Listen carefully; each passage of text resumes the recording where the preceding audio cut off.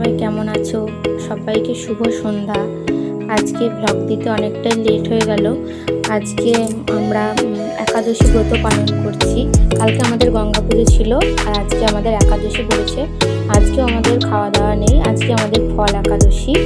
ফল খেয়ে আমরা একাদশী ব্রত পালন করব। এই যে সকালবেলায় আজকে নির্জল একাদশী, আমি নির্জলা একাদশী পালন করেছি। তোমাদের দাদা পারবে না বলে সকালেই ফল খেয়ে নিয়েছে। আর এই যে সন্ধ্যাবেলায় আমি এখন খাবো। এই যে সাবু মাখা, সাবু মেখেছি। এখানে নারকেল কোড়া, কাঁচা মিষ্টি, কলা, আমসত্ত্ব, দুধ দিয়ে বেদানাও দিয়েছি একটু। আর এই যে সাবুর পাঁপড়, এটা বাড়িতে তৈরি করা। এই রেসিপিটা তোমাদের সাথে একদিন শেয়ার করবো। সাবুর পাঁপড় বাড়িতেই তৈরি করেছি আমরা।